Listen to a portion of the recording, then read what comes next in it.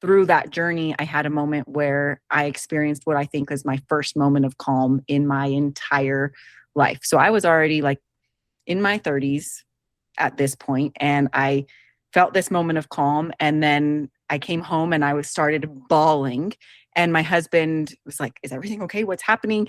And I was like, "You feel like this? Other people have this feeling of calm?" And I just felt so kind of like heartbroken that it had taken me that long to even experience just like a glimpse of what calm felt like. And once I had that, it was like, okay, we got to learn how to take care of ourselves better. And I realized that everybody else had been feeling these feelings of calm. Well, maybe not everybody, but a lot of other people experienced that. And that was really my big moment of, I got to figure out how to make this happen more often. Clearly, I've been missing some pieces that I want to incorporate in my life. And it really just kind of started I like to call it an upward spiral from there.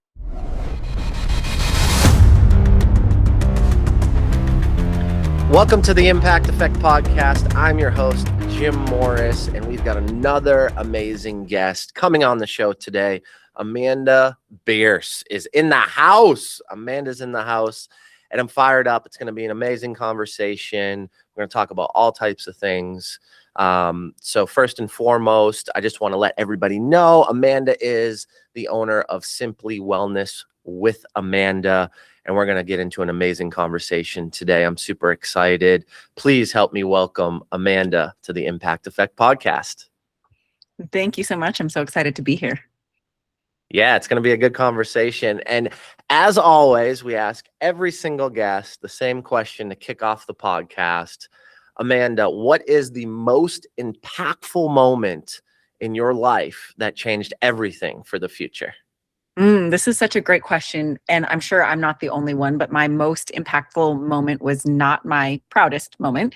But when my daughter was young, probably 4-ish years old, I walked into her room and it was a disaster. Still is. She's 14 now. Actually, I do think she cleaned recently, but normally that is the way it goes. But at that point in time, I was living my life at the end of my rope every moment of every day. And just walking in and having the overwhelm of her room, I lost it. And that was the most impactful moment that really changed everything because I hated it. I felt like garbage after that happened. And I had a real serious moment with myself of this is not how I want to raise my kids. If I can't handle her room being a mess, what's going to happen when she's in high school? What's going to happen, when my son doesn't make his like if I can't handle these little day-to-day things, then I'm not going to raise my kids as the parent that I want to be. And that is where I learned, first of all, went to therapy, and then also learned how to take care of myself, because it was something that I had no idea what taking care of myself meant, what it looked like, where to start. And really, truly, everything in my life changed after that. It's such a powerful moment. And I've, as a dad of a 3.5-year-old and a 1.5-year-old, I definitely feel some of those moments, right? I think it's so relatable because we've got business going on. We've got friendships. We've got, spouses. We've got activities and sports and some of our own hobbies and, confidants, allies, acquaintances, right? Like whatever categories we want to put them in. And we live such a complex life in 2026 and things move fast. So I think we've all been in that moment. What did you feel like after? You said you felt like garbage. Did you immediately realize like something had to change? Did it happen the next day or a week later? Like bring us through kind of those emotions and that moment of what, came afterwards. That it was kind of a multi-layered thing. I think the second it happened, well, once I recovered and got to the other side and realized what had happened, then I was like, wow, I suck. And it was immediate, like negative self-talk, shame, guilt, all of these things. And then a couple of days later, it was, okay, but maybe we can change this. And then it was like, okay, I have to take action right now while I'm still feeling it, because if I don't want this to happen again, or I want to be, if something similar happens again, I want to be at least be able to say like, well, I'm making step towards getting better. And it was really interesting because right after that happened, I had told somebody and they're like, well, why didn't you just shut the door? Why didn't you just walk out of the room and shut the door? And in my mind blew at that moment because I didn't even have the capacity to like think that there was any other option. It was, I saw it and then it was, I was too far gone. And I was really seeing at that point of that was happening too much. And it was not a good place to be. Yeah, it's very interesting because I think we all have been in those moments where we're like, okay, in retrospect, we could have Mhm. done something different, or at that moment, post reaction, it's like a simple thing, but we were so clouded in the moment that we couldn't even foster it or think about it, right? And Right. I think that happens so many times, but to take the action and to change, like talk to me about that, because obviously it was impactful. Obviously there was emotion around it, guilt and shame, but like, what did the next steps look like for you, you know, once you had that realization? The next steps were initially making a appointment with a therapist. That was my biggest thing was I just have to schedule an appointment. And once I did that, it was like, okay, now I just have to go. I don't have to keep going if it's not for me, but I just have to go. And then when I got there, I did go and I did continue going. And I had this realization that I had really been living like in such a high anxiety level and fear for a really long time that that's why I was kind of always at the end of my rope. And I really had to take some time to learn how to back away from that, how to bring myself down. And through that journey, I had a moment where I experienced what I think was my first moment of calm in my entire life. So I was already like in my 30s at this point, and I felt this moment of calm. And then I came home and I was started bawling. And my husband was like, "Is everything okay? What's happening?" And I was like, "You feel like this? Other people have this feeling of calm?" And I just felt so kind of like heartbroken that it had taken me that long to even experience just like a glimpse of what calm felt like. And once I had that, it was like, okay, we got to learn how to take care of ourselves better. I realized that everybody else had been feeling these feelings of calm. Well, maybe not everybody, but a lot of other people experienced that. And that was really my big moment of, I got to figure out how to make this happen more often. Because once I had that feeling, it's like, what can we do? Clearly, I've been missing some pieces that I want to incorporate in my life. And it really just kind of started I like to call it an upward spiral from there. An upward spiral. Let's go. Yeah. I love that. I love that. Well, I think it's so important that you realized what state you were living in and then had an experience that it didn't need to be like that all the time, right? And like, Mhm. then you took the action to make sure that that wasn't consistent and actually do the work to get to the place that you wanted to be at, right? The vision of getting there and then taking the steps to do that. So tell me a little bit about how you keep that level of wellness, that level of calmness, and some of the things you've learned along the way to keep it more consistent, right? Because we know emotions rise Mhm. and things happen and we have plans for things and they don't always work out. Talk me kind of through some of the things that you've learned and you teach and you share with others. Ooh, I have learned so many things. And I think the big thing that helped me to, in the beginning, stay consistent with this was my daughter. Because that situation had happened with my daughter, and because I so strongly did not want that to be how she grew up or did not want her to have that mom, that's what really kept me until, through the hardest parts of it. Not that it's not still hard now, but it's a totally different thing. And then once I really found my flow of what works for me, what doesn't, learned how to pivot when things stopped working, then it became like, I don't need any incentives. I don't need motivation. It sounds, I don't know, some people would say this is selfish, but it's for me. It feels good to me to do those things to take care of myself now. But I also know that, while I'm doing these to take care of myself, I show up as a better wife. I most definitely show up as a better mom. I show up better for my clients. That ripple effect is huge when I do take that time. What I have learned is making a change like this does not require a total life overhaul. You can do this in small intentional changes. Doesn't require perfection, just consistency. And that's what I teach, is because I feel like everywhere we look, it's 30-day challenge, blah, blah, blah, blah, blah, detox this. And we're trying to revamp our lives, always starting on Monday. By Wednesday, you've fallen off. Now you're back where you were, but you also feel guilty because you didn't do this thing that you were doing. So now you're like binging in some sort of way. And it's like this nasty cycle. And so I've really found this way of how to not have that. If I skip a day of one of my routines, no big deal. I'll start it tomorrow. It wasn't always that flexible, but now that I've been going for a couple years or more than a couple years, it's a place of I do what works, what feels good, what doesn't. I can back off practices at sometimes if I need to. In those times where things are really intense, I know what my like non-negotiables are, and those are happening no matter what because I need them to stay at a good base level. So it's really, really fun and interesting to find what works for you, what doesn't, and how do we make it happen in, like we were talking about before we started recording, in these really chaotic lives that we live in 2026. Yeah, there's so many wisdom nuggets in what you just said, like not giving yourself the shame, not doing this extensive shoot for the stars, beat yourself up if you don't hit it day in, day out. Like as you were talking about this, I think about like 75 hard. Yep. Right? Mm-hmm. People go hard for 75 days, they fall off, they restart, they kill themselves over it. Internally, they feel terrible. They have guilt, they have shame.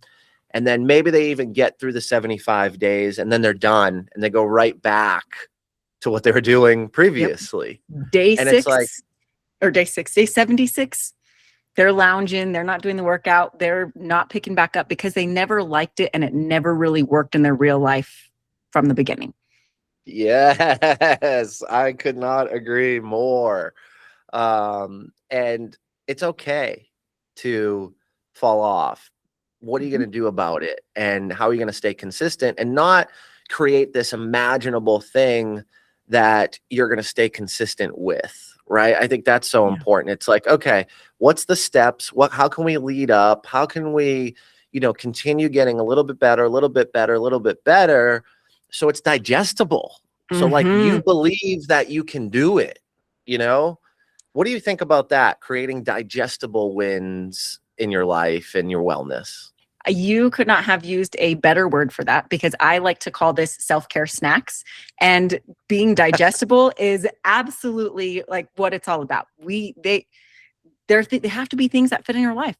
We have work, we have school, we have kids and school and sports and I don't know, all of these things. And realistically, we're not going to give all that up to have this like ultimate wellness routine where we wake up and have silence for 2 hours before we talk. That might see that on Instagram, but realistically, most people cannot do that. So how can we incorporate ways that make us feel good into our day-to-day life? And I like to say, like I said, like a snack. Can we take a couple minutes between meetings to get outside and get some fresh air, get some sunlight, go for a quick little walk, move our body? Can we find some ways to include some creativity? Because that helps us to manage our stress level. It helps us focus better at work and have more ideas at work. Like, what different things can we do that truly work as a part of your life so that you want to keep doing them and they have their benefits for us as well? So, what was it? Wellness snacks? Self-care snacks. Self-care snacks. I love that phrase. That's amazing. Yeah, I got to use that one. That one hits. That one hits hard for me.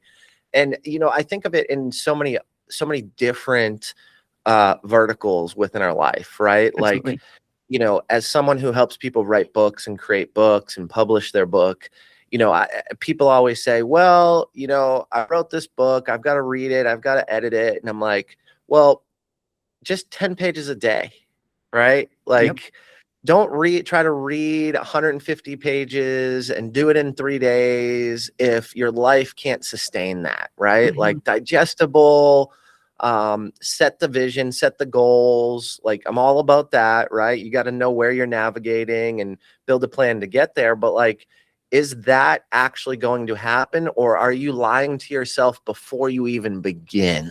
Mm-hmm. And I think that's just such a powerful realization that I've had over the years, right? Like, I set this goal or this vision and I build this plan, and I'm like, in my subconscious, I'm like, there's no way this is going to happen. Yeah. And like, I love what you said about the silence, because I did try to practice that. And what I realized was, like, I am missing the mornings with the kids. And yes, I want to be selfish about my wellness, but like, do I really need 90 minutes of silence, or can I do a 30-minute sauna, not listen to music, not listen to a podcast, get the sauna in, get the silence in, Mm-hmm. and still feel good about my health, my wellness, my mental capacity, and then go have breakfast with the kids and then go into the office? Yep. That's Like, how can exactly I where it is. win in all those areas and live a life that services me, opposed to what a guru says is the absolute only must have, must do it this way approach? Mm-hmm. Have you found some of that stuff that you've seen online or read to make sense, but not make sense for everybody? Have you found that in your practice and Yeah. what you do? Pretty Yeah. much all of it, right? Like, it makes sense in some ways, but a lot of it doesn't make sense in real life at all. So we just find, how can we make that happen? Like, silence for me is smaller chunks. It's like, okay, I know, when I go walk my kids to the bus and when I come back, I'm not taking my phone, I'm not taking my headphones. When I get dressed or when I get ready for bed, we're not having any audio. So the times are, I'm still having the silence, because, time inside of our heads is so important. But it's in those little increments throughout the day.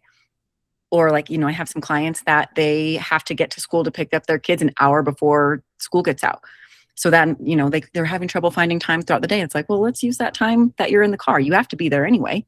You don't take your work with you. Let's make that a time. Actually, just got off of a call right before this where her kids were at camp. And she's like, and when we're done, I'm reading until they're done with camp. It's like, there it is. You found that moment. You were going to be there anyways. You can do your work at a different time, because it's always going to be there. There's always something to do. But we're not showing up as the best version of ourselves in anything if we're not taking care of ourselves.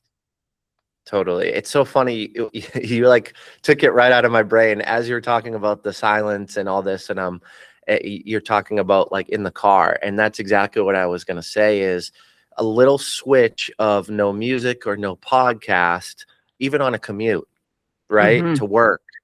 And that's a great opportunity for me to think deeply, strategize, maybe have some words with, the faith I believe in and God.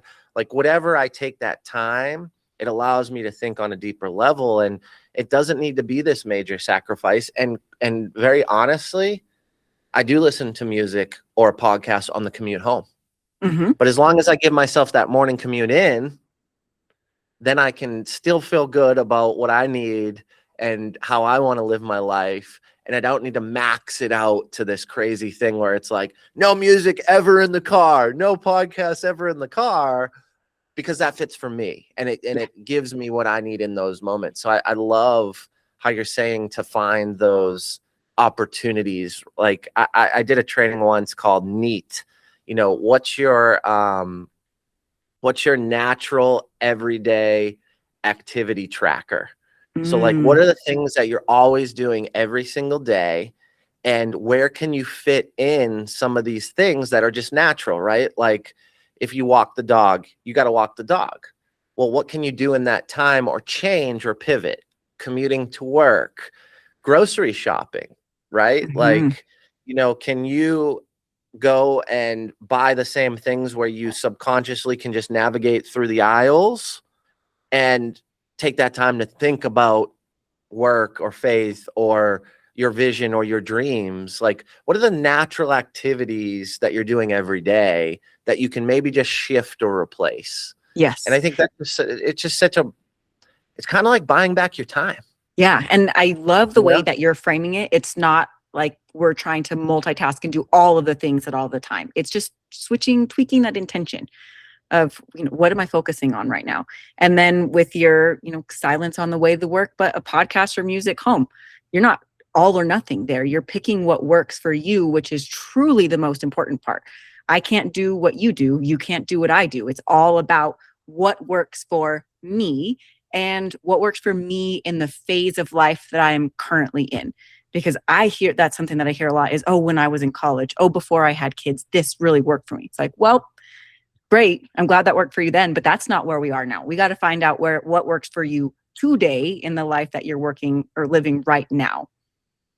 It's like, it reminds me of like an economic shift in business, right? Like the economy changes and you say, okay, let's re-strategize, let's re-game plan. Maybe we need to offer a lower ticket offer because people are struggling financially, or maybe we need to pivot into adding more services to show value, or maybe, whatever that could be in business. It's the same way in our life, Exactly. right? It's like Mhm. we're moving through different seasons for different reasons. How are we Mhm. going to transform and pivot rather than reduce or have less traction? You Right. know, Let it all go. um, I knew this was going to be a great conversation. I'm so fired up for this. Yeah. So am So I. much alignment, so much alignment. I love it when you can Um, just feel that. Totally, totally. In your business, your practice, wellness, you're working with a bunch of clients. What's something that you see when it comes to this wellness, that you consistently see?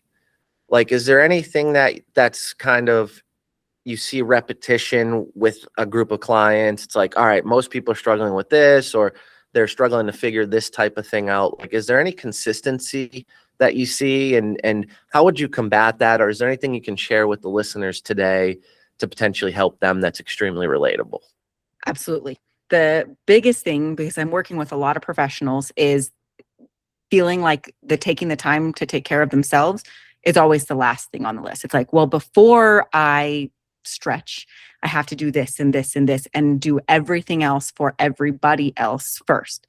And it's understandable. We're feeling the pressure of our jobs, of our clients, of everybody wanting things from us. So it can be really tricky for people to move that up the list a little bit, or even, I like to say it goes right on top. Now I understand there are circumstances where that's not the top, but a lot of the times, our overall well-being is huge in just the way that we move through the world. And it can be, a lot of people aren't comfortable at all doing that, so we either take some baby steps or start experimenting and see how things change. See how they show up with more focus in their client sessions. See how they show up with more patience with their kids. And once they start really seeing and feeling those impacts, and that taking the time from, taking that time isn't stealing time from everybody else or everything else. You actually sometimes have more time because you're more focused, you're more clear, you're not banging your head against your desk when when you're properly fueled and rested and moved your body. And it just kind of a lot of the times falls into place. Now, sometimes that's not the case, of course, but we can get creative, which is one of my most favorite things, to find those solutions of how we can make it work.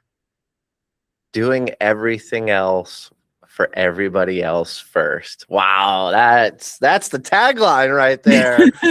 I think we've all felt that, and I love the fact that you talk about like being creative and taking baby steps and experimenting and trying. I think sometimes we get in our own heads where it's like, okay, that's not going to work for me. It's like, did you even try it yet? You Mm-hmm. know? Yeah, or the And if it reverse. doesn't, I was going to say, and if it doesn't work, I'm still here with you. Like Amanda's here with me to recreate, get creative, try a different strategy. It's like we feel like, oh, that's not going to work, and you're on an island. And I would assume that people that work with you are not on an island. You're there with them. You're there to come up with a creative strategy. So I share that because I know I've done that, right? I know I've been the person to be like, that's not going to work for me, or then I'm going to have to figure all this out. And it's like, no, just trust the people that you're working with. Trust the people that is the expert that has done this with hundreds and hundreds of clients. They're going to be there. They're going to support you through it. And They're going to work hard to make sure that they find the solution, but you got to try stuff. You got to experiment. You got to put that one foot in front of another and take that first step. Yeah. And if it doesn't work, that's okay. That's information. What didn't work about it? What would you have liked to be different? We can use that. Even those things that don't work, we're using the information that we're gathering from that to help us create a different plan going forward. Totally, totally. It's gathering data to make a more informed decision in the future. Yep. So powerful, Amanda. So powerful. You were going to say something. Sorry, I got excited there. Was there anything else you wanted to share? I was just going to say, or the reverse happens if we're really committed to trying something because we've heard that it works for somebody else. And we don't want to let it go, even though it's clearly not working for us because it works for our friend, or it worked for someone that we saw on social media. I see that a lot, which really hurts me. I'm like, these things that we're seeing aren't real a lot of the times. We let that go. Let's find what works for you. So that was all. I totally agree with that. And I think that sometimes we forget that perspective. You know, I own a marketing agency, and in my current business, we help market your book after we help you write it and publish it and all that. But in marketing, what I've noticed is, you know, these folks with massive networks, celebrity status, they're the ones putting out a lot of the content, right? Like, and they're running a different play. You know, they've got a different network, they've got different experiences, different connections, different offerings. And, you know, they're telling you to do all these things, but they're giving you a strategy where they're here and you need a strategy here. So like banging your head against the wall and thinking like, why it worked for them and they made millions and millions, and why isn't it working for me? I just need to do it better, and I just need to stay consistent. And it's like, you're running the wrong play. You're running the wrong strategy, because their strategy works in a completely different demographic, completely different market, completely different service offering, with also a lot of inbound leads based on the credibility, the things they've done, the things they've accomplished. And most of the time, the 30 years they've put into it, and you've been in business for 3. Right. Know? Yes. I love that way of saying that. On the wellness side, I think of the same exact thing. It's like, well, they've had more reps, they've had more opportunities, they have different lifestyles, different scenarios, and even maybe different finances to support some of those things. Yeah, different genetics, different life circumstances. Different genetics. Didn't even think of that one. Yeah. It's like I mean, different like childhoods, all of these things impact who we are, where we are, how we show up. Those decisions. Yeah. Yeah. Let me ask you this regarding like your practice in your business and the wellness. Is there different modalities that you focus on that may work for someone compared to someone else? Like, can you kind of just talk about some of the different scopes and some of the different things you see in your business? Yeah. So the biggest thing I think is coming in and seeing really where they are. Is it stress management that they need? Is it, you know, there's the different areas where we need to go from there, or not even necessarily what I see, but what feels the most realistic for them to start. Sometimes, you know, I see something that's like, okay, we really need to get them there, but they're not ready for that yet. They're not even ready to start thinking about that. So we kind of base it off of both of those things. What is glaring, the first thing that really needs to be addressed, and also what can they realistically do right now, and kind of a blend of those, and really trying to get out of that, like I said before, all or nothing approach, or like the setting goals that are things that we can always control. We focus a lot on the way things feel, the way things shift in your life, but not necessarily those numbers or like kind of goals that you would see in different areas. It's not like a big shiny thing, like we have this set solid number, but it's like, oh, I felt a lot better. And seeing those, I saw a light at the end of the tunnel. Those are the kind of things that we're moving towards. Is we want your life to be easy. I mean, that's simply wellness, right? We want to make this as simple as possible, but in a way that you can truly feel well.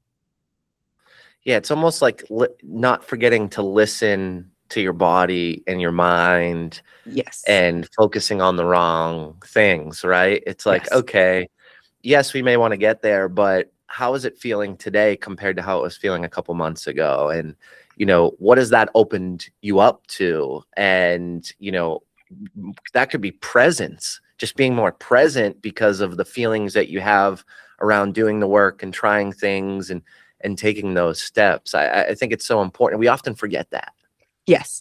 Yeah. And of course, metrics can be important, but it doesn't have to be the entire focus.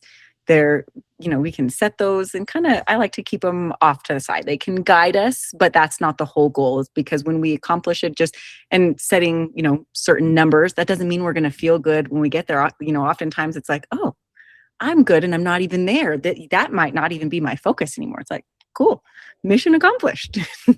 What's next? What's next? Yeah, it's always a continuous road, isn't it? Yes. But not in an overwhelming way. I think there are approaches that you can take that it's constantly like, oh my gosh, now I have to do this. But instead it's like, what else can I do in a more uplifting way? It's like the compound, right? The Yes. compound effect of like, Yep. okay, we're doing this and this is working. And then, okay, great. This feels great. And let's do some of this. And all right, that worked. And then it just starts to continue to stack. Yeah. And you've done it in a way that you can keep doing it and keep adding on one small thing at a time. That is the key right there, folks. Rewind that and listen to that. That is the key. Because ultimately, if you just keep raising the bar over and over and keep jumping up and up and up and up and up, at what point does that feel good? Right? You Right. feel like you're chasing almost. Mm-hmm. So like go at your own pace and run your own race. Yeah. I love that.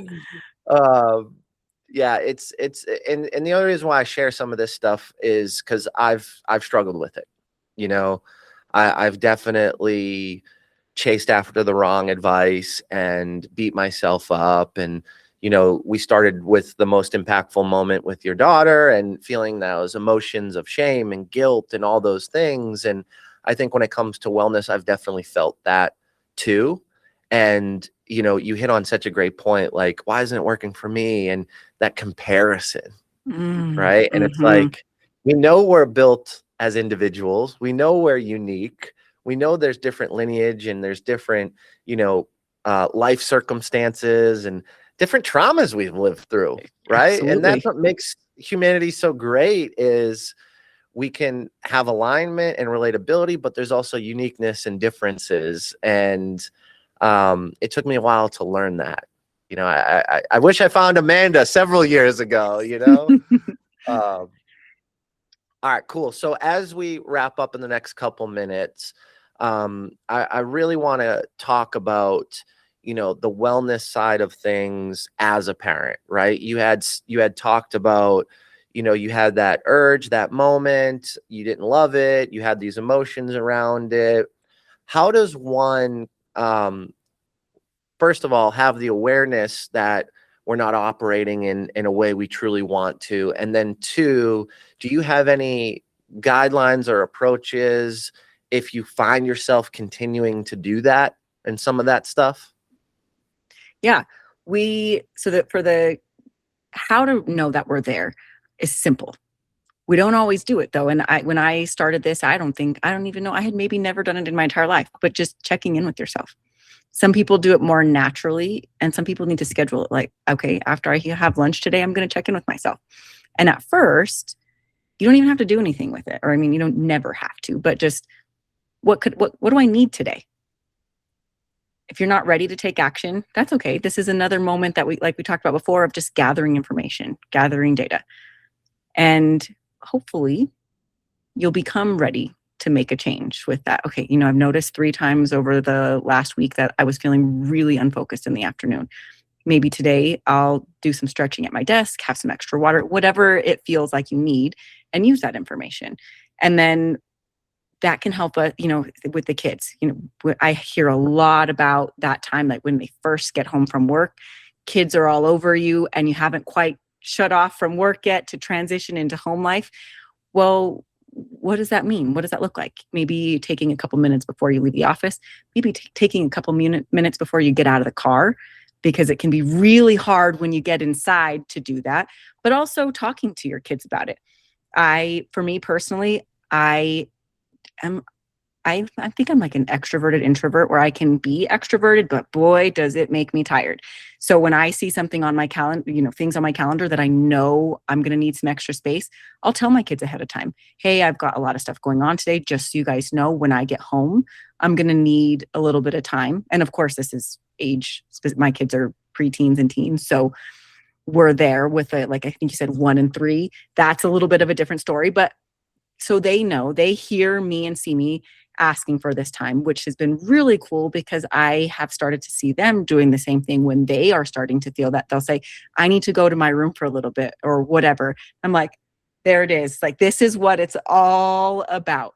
So making sure that we're checking in, but then also explaining to them what's happening, why, asking for that time so that when they grow up, they feel comfortable asking for it too, because it's so common for people to feel uncomfortable just to ask for a moment for themselves. That is so powerful. And I love how you broke down like the different strategies for the age groups, right? Because I do the car. I pull in Mm-hmm. the driveway and I'm like, all right, let me breathe a little bit. Let me, think about finish this thought. Maybe it's even all right, I'm gonna go in the house. I put my phone downstairs so I don't get distracted. I change, it's nice weather in Nashville. So I'm like, all right, let me get out of the jacket and the jeans, throw some gym shorts on, Yeah. right? And my kids know like, oh, daddy's going to change. So I get that time as well. Uh-huh. But because they're young, I do have to take them a couple minutes in the car. Yeah. Because my daughter's in she loves Candyland. So it's like I come home, we're playing Candyland, Yeah. It's right? on. We're in that Candyland era. So it's like, okay, I know that that's the first thing that she wants to do. So let me just finish out the day, take a couple minutes in the driveway, go in, change real quick, and then we're getting out Candyland. But I think it's so cool that you also give the other side of like, as the kids get older, just communicating it on the front end, proactiveness. And then how cool is it that, your kids are doing some of that stuff themselves now for themselves. Right. I think we always set the example, and our listeners, you've probably heard this, but it's like it's not what's taught, it's what's caught when it Mm-hmm. comes to kids. So like Mm-hmm. they are seeing it in real life and seeing you take action on it, and then they're replicating it and doing it themselves. So kudos to you, Amanda, for setting that stage and taking those actions, which clearly are positively impacting your children and your family. I also love the set the time with yourself. I'm someone that has a CEO meeting and I put it on my calendar and it's me with me. Yeah. Right. And I do that in my business. And then I take the time in the car for myself. So I do it in both modalities of how I operate through the day. But it's so important because it's like, okay, let me recenter, let me focus, let me be present, let me understand what's most important in that time. Yeah. And that's something that you could easily cancel, but you're intentional about making it happen. You know the benefits and it's important to you. I always think about like the Grinch where he's like in the Jim Carrey version where he's like, this at this time, this at this time. And then it's like, he's like, I can't cancel on myself again, and I Yes. have to go back to that funny moment because I used to cancel my meetings on myself all the time. Mm, And it goes back to what you said, putting everybody else first instead of mhm. yourself. Yeah. So Amanda, thank you so much for just being on the podcast, sharing your wisdom, your insights. I think this is just such a powerful episode for all of our listeners to tune into because it's so relatable in so many ways, whether it's business, whether it's family, and we're all just trying to navigate a life we live so we can show up for the others that are important in our life as well. So thank you for being on here. Thank you for your time, your energy, and your expertise. I really appreciate you. And I really appreciate you having me. It's been a blast.